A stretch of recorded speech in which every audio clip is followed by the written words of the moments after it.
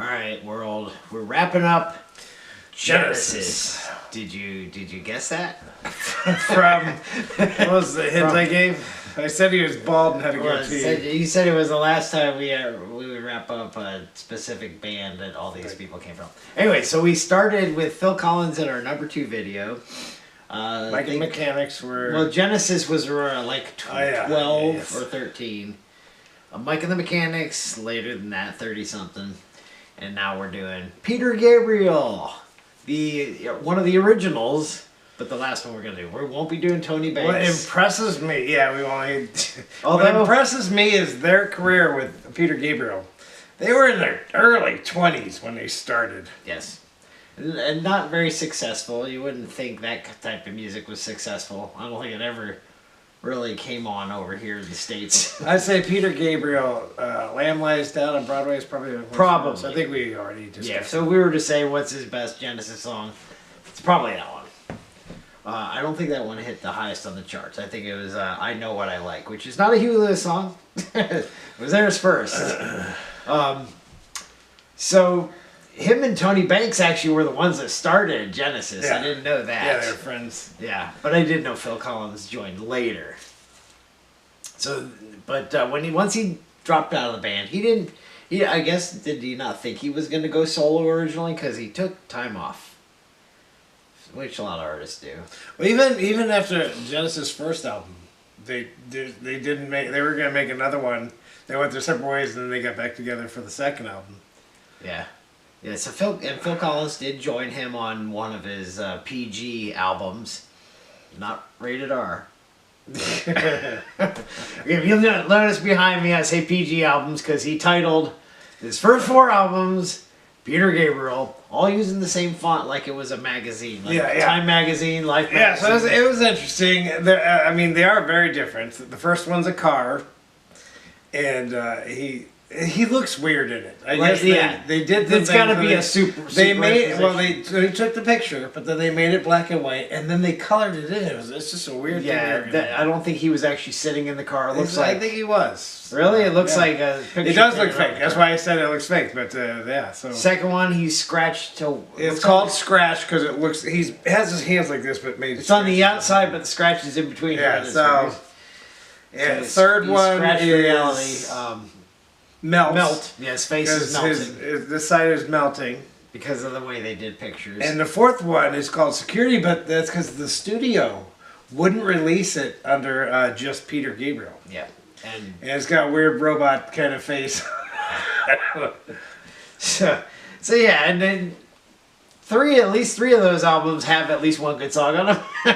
You got that one that has nothing. But yeah, so Salisbury Hill would have been his first hit. And that had to do with him dealing with his feelings of leaving Genesis. That melody goes throughout the whole song, right? Da, da, da, da. Yeah, it's 7/4. 7 minutes? No, it's 7. The time signature is.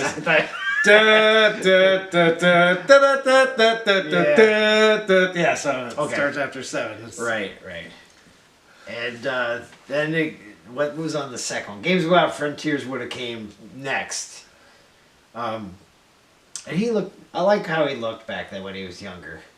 He's still a boy. His really. bald look is pretty cool. Yeah. So, but I mean, if you were to take Peter Gabriel in his younger days solo, or Peter Gabriel from Genesis, you're taking his solo. Yeah. Because when he was in Genesis, he was a weirdo. They were playing an instrumental. Genesis was playing an instrumental part of one of their songs. He left. He came back dressed in the red dress and a fox head from the Foxtrots. And because of that, they were able to charge double. Yeah. Because it was a performance. Because it went out in the news. Right. And so. Yeah, because it was now newsworthy. So, I mean, I guess tickets went up. I guess they should be glad he did. Yeah, although that's weird. That reminds me of Styx. Styx and Peter Gabriel doing Styx and their dramatic theater. It's like, what's this crap? We came here to hear music. Romeo or Juliet, where art thou? I don't even know William Shakespeare. Why I try. Okay, And then it took 5 years to make his 5th album, but that's because he was working on a soundtrack for Birdie, which I tried to watch. It's not an easy movie to watch. And he did a soundtrack to another movie also Last called Temptation to Christ. Not that one. Yeah, he did do that for Martin Scorsese, Right. but he did another one, Walk Home or something like that. Long from home. Long walk. From Long Walk Home, and so he did that too. And That seems like a documentary. Ovo, whatever that Yeah. is. So yeah, those are, and he wasn't in anything. He was not in a movie. He is the most songs played on the Miami Vice series. He had 7. That's something. Yeah, that is something. Considering there's not a whole lot of hits we had to rank. There was 1 year where he had no songs played. I guess there was 5 seasons. He had 7 songs. There was 1 season he didn't have any, but Phil Collins had his. I think it's interesting. He only had 1 number 1, and so did Genesis. Yes. And his song, not Genesis, off the top. Yeah, of the Invisible charts. Touch, right? So that's kind of cool. Of course, Phil Collins by himself had a slew. Right. And Mike and the Mechanics, they only had 1. So Phil Collins obviously is the superstar. But I'll tell you what, as much as we like some of his songs, Peter Gabriel, and the videos too, I don't think watching him in concert is all that impressive. He is boring in concert. Reminds me of Robert Palmer. Good songs. Watch him in concert, boring. So you listened to all his hits on the videos. Yes. Were you listening, like, he had told the drummers, do not use cymbals, right? Yeah.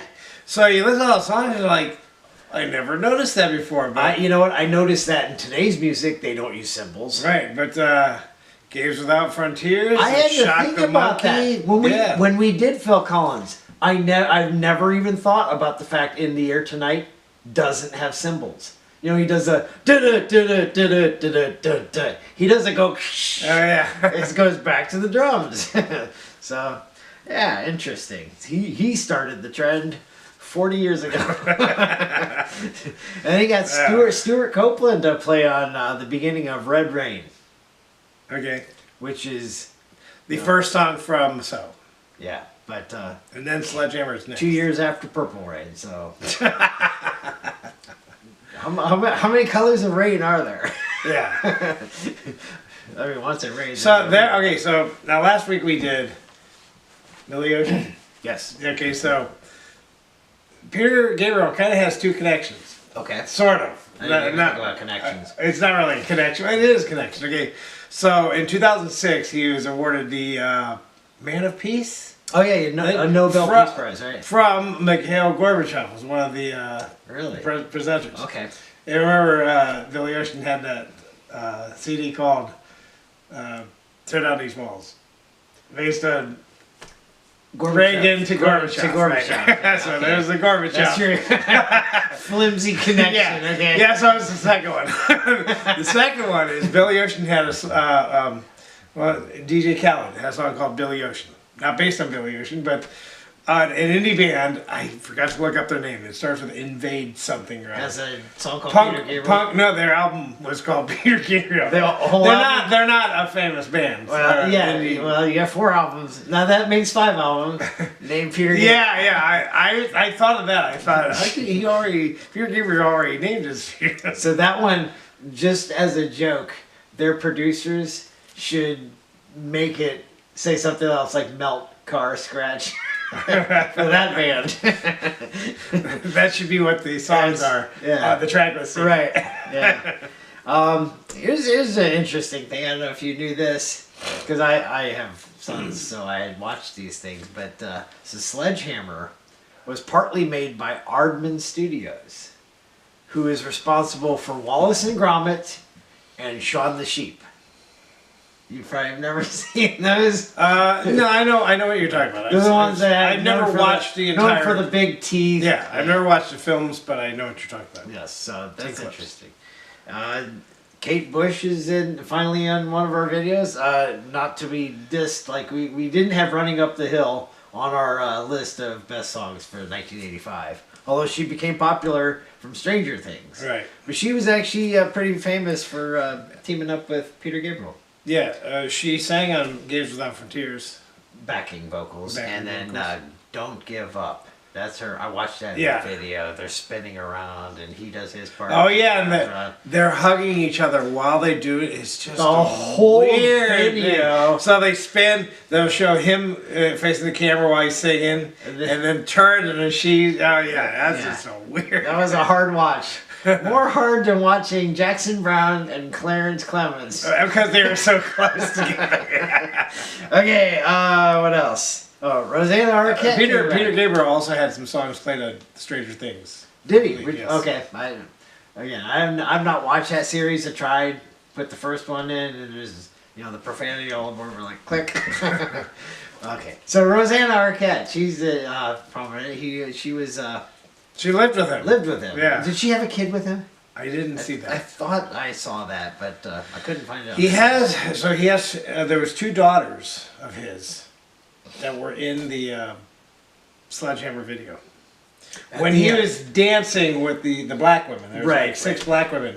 I'm like, okay, maybe he has a black wife and one of these. That turns out that is his children. That's them. Yeah. I mean, there were a lot. They were on there for like maybe a second. I know there was some vague people at the right after they left. And then Rosanna Arquette. Last time we mentioned her, Toto. That song wasn't about her, but she played along and said it was. And 2 other women, who I was about to say, Sinead O'Connor, who just died this past year. She wasn't. Which song was she on? Do you remember? No, I don't. I can't remember, but he helped. I do remember saying her name, but I can't remember. Yeah, and then Paula Cole. Yes. That was the concert I actually watched on YouTube. She's the one that sang the theme song to Dawson's Creek. I Don't Want to Wait. She had another hit too, but I don't Something remember. about cowboys, Yes. but I can't remember the title. But yeah, she came and went pretty fast. All right, so I like all the instruments that Peter Gabriel learned. He knew how to play the flute, the accordion, the oboe. Yeah, he played on that. And I don't know if he ever played drums, but he knew how to play the bass drum. Yeah. Like the floor tom-tom is Yeah. what he called it. So, pretty musically guy. And he founded with Nelson Mandela, I think it was, WOMAD, I think it was. WOMAD. World Music. World of Music. I don't know what AD stands for. So, pretty cool. Yeah, and of course, he did a song called Biko, which was about a guy who died helping Nelson Mandela. Yeah, now, with the Biko and the Nelson Mandela, he kind of reminds me of when we did Simple Minds. Yes. With that. But generally as an artist, he more reminds me of Paul Simon. Yeah. Well, I mean, especially when their song, I think, didn't their songs come out at the same time? Okay. Graceland actually beat So for Album of the Year, Okay. which is stupid. But I think Sledgehammer was the most played video. Yeah. Of all time. Yeah. For MTV. But just think of, You Can Call Me Al. Da, da, da, da. So a lot of horns, and then Sledgehammer. Da, da, da, da, da, da. Yeah, So yeah. who knows? Maybe they use the same horn section. Yeah. That I would had be forgotten the song starts with... The amoebas going. yeah. Right. That might have been him playing. Yeah. So He could. He knew how to play like oboe and the flute, and yeah, I don't know what instrument that is.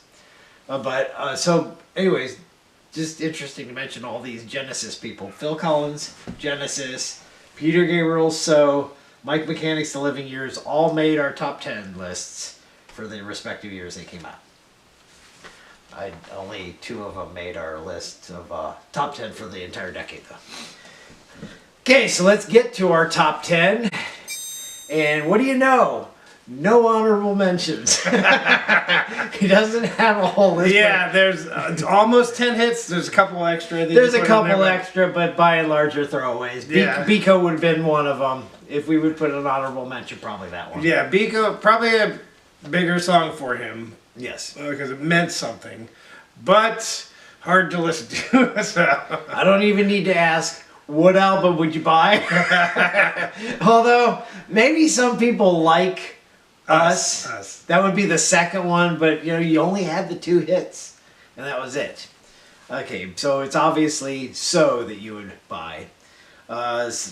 Coming at number 10 comes from that album. It's the one we just discussed because it's painful.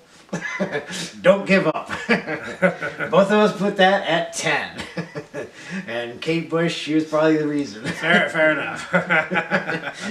Nobody's arguing. Unless you want to argue, it should have even been in the top 10. Okay. All right, number 9. I want to say 3 because it's coming from Peter Gabriel. 3. Games Without Frontiers. You put it 9, I put it 8. Yeah, and I just found out this song was based on a game show from 1962. But what? It had to do with France and Germany. I think they were putting the youth together, trying to build relationships. It wasn't a UK show. No, but it was spelled Jeux, which is the thing he says. Yeah. In the song. And sans, which it means without, and frontiers is spelled so that's the name of the game. And this song is Games Without Borders. This song is largely spoken. Yeah. And who knows who all those people he lists are. Yeah. Just the youth that are in the games trying to get along with each other. Yep. Okay.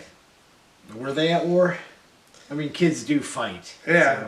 So. It says war without... Tears. War without Games tears. Without Frontiers. War without tears. So he rhymed tears with tears. Okay, number 8 coming from Peter Gabriel 1. And he put 2 hits out. So Biko, would Biko have been on that one? Or it could be wrong. No, I don't think it was. Biko was later. I don't really care. So we really think nothing else came out. Just Salisbury Hill. All the way back in 1977. So when did he last put out something with Genesis? Genesis 75, I believe. 75? Okay. So both of us put this song at number 7.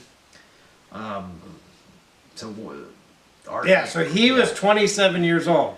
Was he? Yeah. When he put Salisbury. When he was already past Genesis. That's how you know he was. And there's a video for it, which is surprising because MTV didn't come out till 5 years later. But, I guess people were putting out weird videos. It wasn't a great video.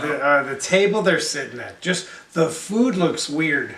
Yeah. It's colored unnatural. There's a big turkey, but it's extra pink, and I'm like, well, they're in the UK, and and then there's some colorful donuts, like a big bright yellow one, a big bright green one. And I think there were several versions of the song. I watched another one, and it was just as boring. So that's number 8. Okay, number 7. I'm like, what number comes next? Also from So 5 songs came out on So. Just all of them are on our list. This one will be Red Rain, which Stuart Copeland starts the hi-hat. He was apparently the hi-hat king. Yes, he was. We discussed that on The Police. Yes. I put this one at 9, and you put it at 5. Interesting video because the shadow keeps coming past him. It's hard to watch because you never see a full face. Oh, right. It's like suddenly then his top. It's like, don't show the full face. There's several videos where, In Your Eyes, when they show him close up of his eye. I do not. They have a hand and his face is passing through it. It's just. He did that in a lot of videos. The eye. Okay, so. I'm going through some of these that we haven't got to yet. Oh yeah, Sledgehammer. Digging in, Sledgehammer, where he's showing his ear twitch. Yeah, his ear twitch, his eye, and then his eye. You have to see his eye. And then in Digging in the Dirt, the slugs are crawling on his eyebrow. Yeah. And then In Your Eyes, obviously. But Red Rain is what we just said. And this is the one I think I already said started. So very first song.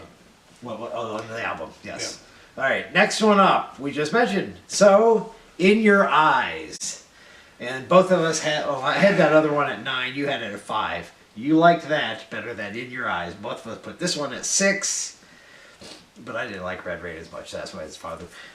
In Your Eyes. This is your clue from last week.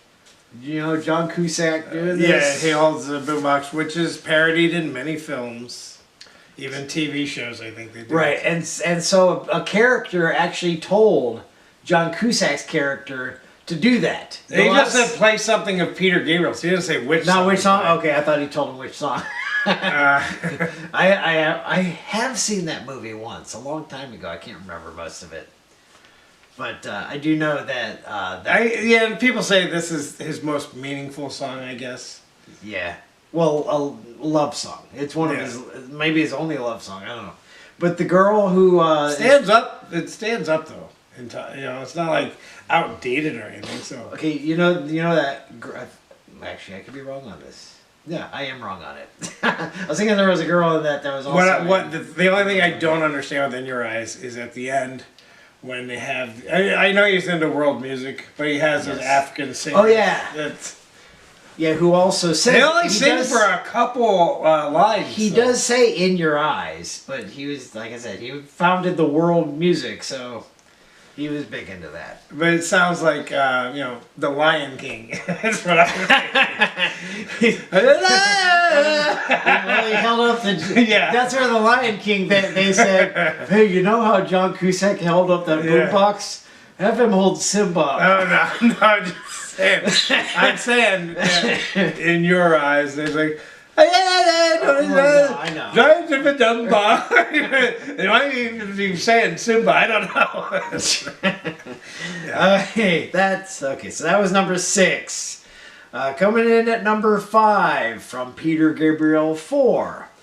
Shock the Monkey.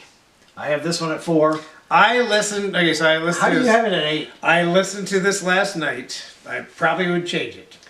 I really like, I really like the, and that was because I was listening for the no cymbal thing. So they tell, like Phil Collins and the other drummer, they had another drummer who said, okay, do a thing. Yeah. He was working off of the rhythm. He didn't even have the lyrics. He built the lyrics after the rhythm was there. Yeah, I would think most artists have I really like this song. The song after I listened to it, I might rank it differently.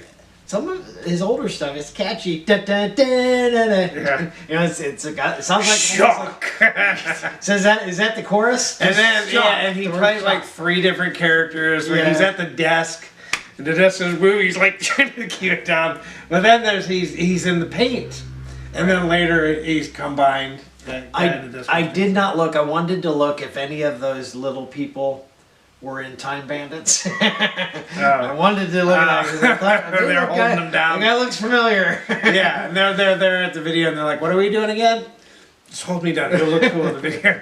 But what you need to know is that no monkeys are actually shocked. Although this song, there's a monkey face. The song is used in a movie. But is it about shocking monkeys? It's Project X? Project X with Matthew Broderick. And the monkey. It's about monkeys that are learning to fly planes, I think, or a spaceship or something like that. Is that how Harambe died? He was shot. Shot, not shocked. Okay. Okay. So that's number 5. And again, this song in Games Without Frontiers, they do, even though it's world music, the drums are kind of cool because it's world music. All right, moving up the charts. Number 4. First time we're mentioning a song from us. Oh, we have a song on this list? No, it's Peter Gabriel. But it's from us, which 2 songs that came out in the 90s. So he has songs in the 70s decade, 80s decade, and 90s decade. And this would be Digging in the Dirt. Wait, what number was this again? It's number 4. This time you've gone too far. The lyric. This time you've gone too far. You have this at number 3. I have it at 5. Yeah. He does. I like that he gets louder on this song because the most of the lyrics are low. And then he gets that part, and I like the video that accompanies it. Well, the car, when he's in the car with the woman. And trying to get the wasp. He's like with the paper slamming. Looks like she thinks he's gonna hit her. He even punches through the window at the end. Yeah. See, he looks like he can get I love that they did it in slow motion. Because if it was just a regular speed, it wouldn't have looked. It would not have worked in that. So, what What does that have to do with digging in the dirt? I don't know. Well, the digging in the Killing dirt, a wasp. they're not even digging in the dirt. It's talking about emotions. Okay. All right. I think he was bringing up emotions from his failed first marriage. Oh, okay. Yeah. So digging up the dirt. Yeah, maybe at this time he was going to a counselor, and they're just trying. Let's talk about your past, and so they're digging in the dirt. I don't know. Hence, he has these visions of trying to kill a wasp and stuff. All right, that's his explanation. Number 3 coming from So. I have this one at 3. You have it at 4, and it's Big Time. Other. In the video, He says it twice. He says it in the video. On the album, it's only once. For some reason, they put it twice in the video. The coolest part of this video is right after he sings the first chorus, and he goes from starting high. Oh, yeah. And how many times does he do it? Because that mountain changes mouths like 8 different times. Yeah. Cool video. I like how at the beginning when he gets out of the car in the pimp uniform. No, that's not. It's like purple. He's like That's not purple. Big Time. That's Oh, Steam. that's okay. I got that. That's right. He does. He says stand back. But he is a pimp, so he's having a big time. These videos blended because They do. Because they were all stop motion animated. It's like so. Yeah. But very creative. But mixed in with some live action. That's So Steam, Sledgehammer, digging up the dirt, Big Time. They were all his actually. You know what? Think about that on a lot of artists. We could easily change this list and have a top 10 for videos. And it might actually change the list. What's the coolest video compared to what's the best song? Alright, so anyways, so it's Big Time. And probably his biggest, well, Shock the Monkey's pretty good. Where it's got a normal beat as opposed to, well, Sledgehammer even is just slower. Never mind, I don't know what I'm talking about. But Digging in the Dirt doesn't sound like a radio-friendly song. In Your Eyes got that, you know, just not a normal 1 2 1 2. Alright. So that's our number 3 song. Okay, number 2, also coming from us. I'm not gonna do that joke twice. No. Okay. I'm not gonna do No, we didn't do another one. Like, what are you waiting for? Okay, no, it's not from us. It's from Peter Gabriel. It's not from us. It's from the album Us. Yes. And both of us put this at number 2. And I had. Oh, they mentioned the song first. Steve. So I had mentioned a previous video. You had the video where he was sitting in a towel. You thought it was a boat. Well, I said, and they're going back and forth with women. You forgot that. And it was I'm a like, steam room. I'm like, no, well, okay, but it kept going like this and like Yeah. this, so that's why it makes me think it's a boat, because they're either going down, they're going Right. But I thought that's pretty much the whole video. There's only like 20 seconds of the video. I've forgotten the rest of it. Yeah. This video probably has the most risque scenes in it, right? You got that. Like the pimp. He comes out as a pimp. Yeah, and then he does the Moses thing. Where he's like, stand back, and the crowd just parts. But no, once they move into that next scene, that's computer generation. Both those computer generation bodies are naked. Yeah. So, well, there's this one part. They showed him, and he's obviously shirtless. yeah, And he's going like this, and then they show her, and she's facing them. And well, she's not shirtless, but you yeah. can tell she's got a single So slit. they're both doing this, But when they finally get to them, then they back up and they show them they're both fully clothed. I'm like, shaking a baby tree. Yeah, Yes, like- I know. By the way, Shaking the Tree is their greatest hits album, and I bought that. okay. There was this specific song I always heard on the radio, and I actually heard it on a car commercial, and I forgot what it was. I couldn't find it for the longest time. I'm like, it's Peter Gabriel, and I got the Peter Gabriel Shaking the Tree with all the greatest hits. It wasn't Peter Gabriel. It was the Smiths. How Soon Is Now. Oh, I had totally forgot about that song. That was from that. Remember they put that in that car commercial. That's what I'm saying. When I saw it on the car commercial, drifting. Yeah. Yes, that was cool to me, and I liked that song ever since that car commercial. And now I can't stand it. I found it and that ruined it. Okay, anyways, Peter Gabriel, we're on Steam, and if you look, most of the things that are in the movie have to do with steam. Like he turns into a train at one point. Yeah. Yeah. All right, and lastly, coming from So, you knew it was #1. It's the most played video on MTV ever.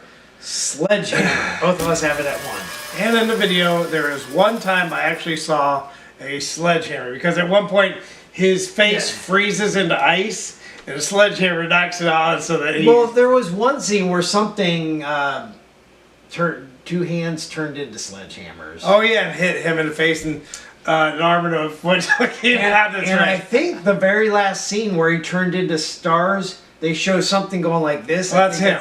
He's dressed in black. But he's going back and forth. I think he's hitting a sledgehammer. So Yeah. there are several references to that. But is it the coolest? It's the most played. It's supposed to be the top. Well, it's the top animated video, not top video play, but most animated video play. Is it the best animated video ever?